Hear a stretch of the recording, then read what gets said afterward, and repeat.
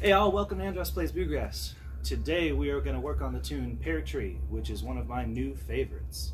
I don't know why it's not a tune that everybody knows and plays. I've only found a few versions of it, but it's beautiful and it's actually really simple. This is a great beginner tune.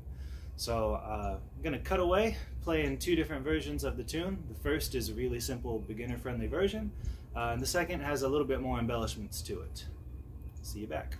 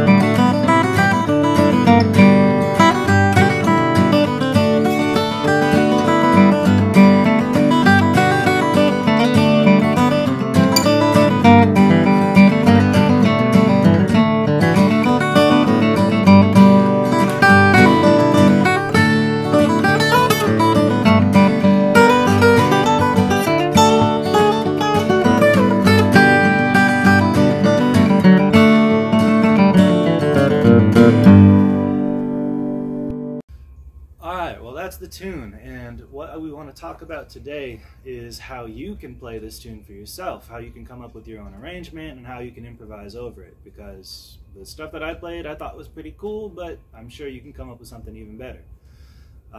So if we're going to do that with this tune, the first thing that we need to talk about is the chords. Now, luckily, we only use the chords G, C, and D for this tune, which are all super beginner friendly. They're typically the first chords that anybody learned. Alright, so for the A part, the chord progression is one measure of G, two of D, two of G, one of D, a split measure C, D, back resolved to G, because that's the key that we're in G major here. I'll play it through, I'll show the chords on the screen. So this is the A part. Ready? And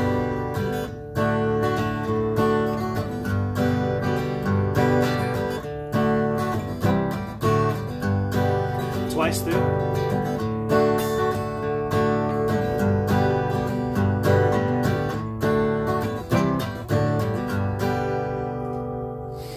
Right, so that's the A part of the tune. B part's even easier because we don't do that C, D split measure. We just play D straight through that whole thing.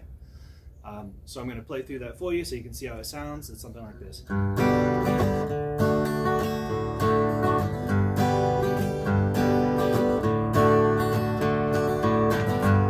Second time through.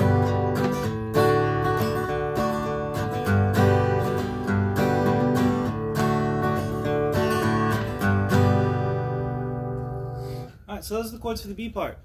Straightforward, honestly, this is a really good beginner tune. If you're new to playing bluegrass or anything like that, my tip for kind of getting the rhythm sounding correctly is to play what we call a boom chuck. So boom chuck is to say, boom is the bass note and chuck is the chord. Try to do it all with downstroke, so it's boom chuck, right?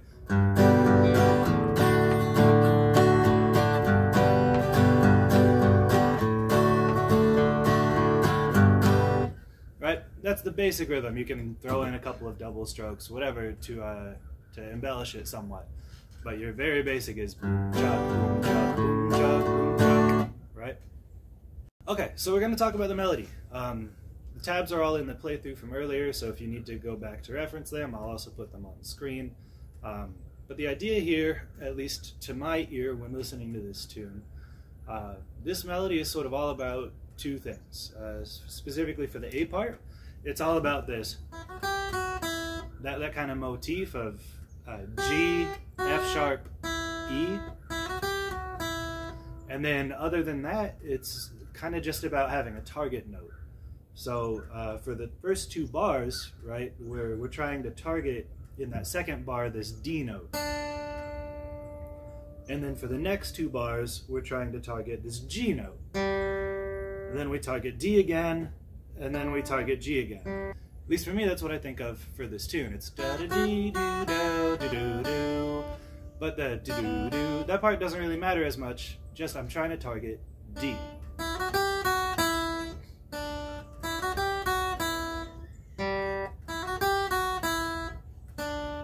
Right? You can kind of fill those dead spaces with whatever you want, and it'll work out. Which I guess brings us to the next point. It's probably a good idea to talk about what scales we want to use for this. G major pentatonic scale, which if you're a beginner, the notes go like this.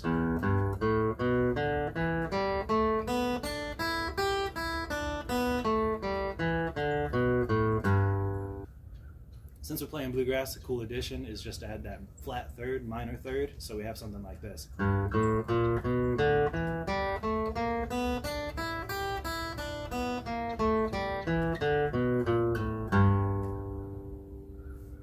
Right, so that's basically the scale that we're going to use for the majority of this, since we're in the key of G there.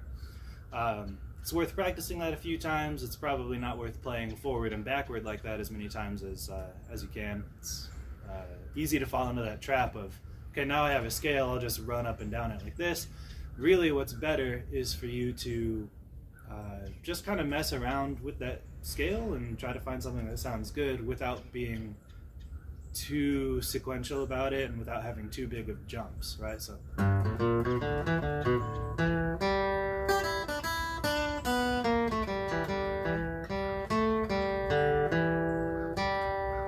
I don't know, something like that. I have no idea what I just played. If I wanted to tab it out, I'm sure that I could.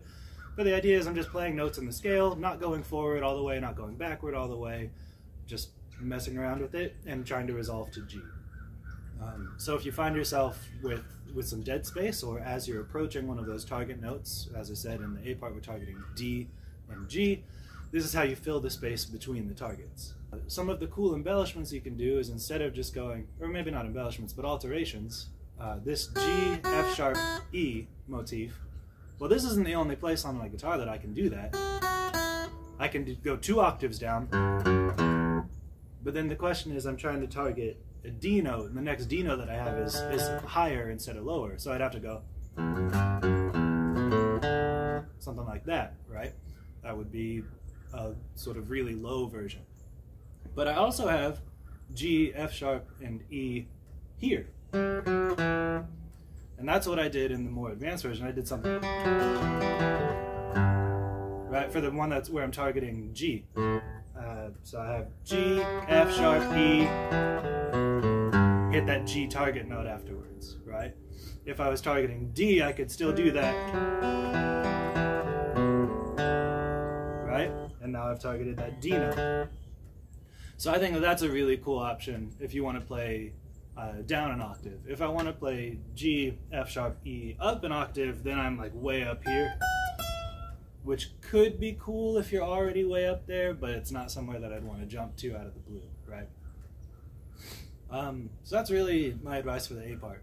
For the B part, it's pretty much the same thing, except we don't have that recurring motif of G, F sharp, E. Instead, what we really have is just those target notes, right? So the first 2 measures of the B part, I'm really just targeting that that A note, right, here. So as long as whatever I play kind of hits that A note and resolves to it in a reasonable way, right? What's the basic melody is like that.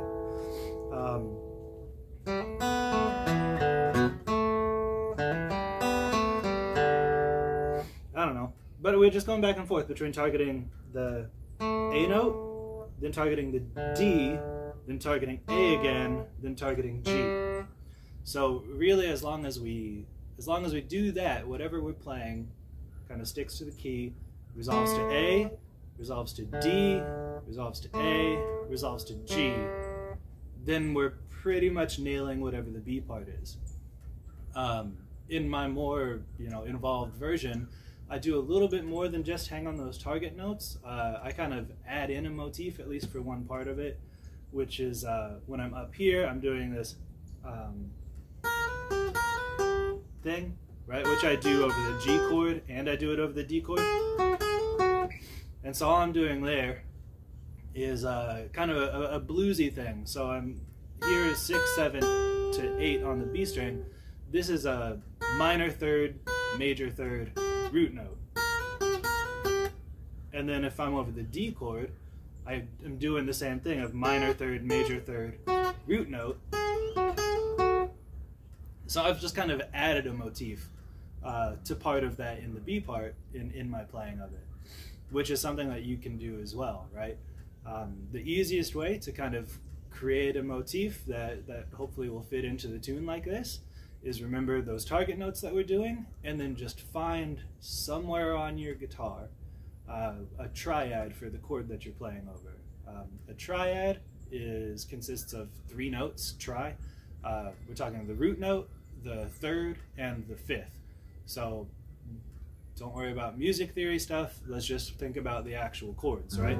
So this is G, right? Your open G chord. If I think about what notes are in a G chord, I've got G, B, D, G again, B again, G again, right? So the only notes are G, B, and D. Those are the notes in my triad.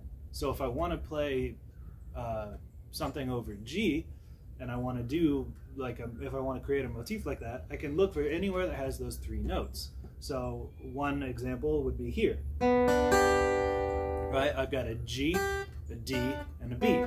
They may be in a different order, but it doesn't matter, right? The one that I played in this is up here, which again, it has all of those notes. Same thing for D. If we look at our D chord, what are the notes we've got? We've got a D, we've got an A, we've got another D, and then we've got an F sharp. So the only notes are D, A, and F sharp.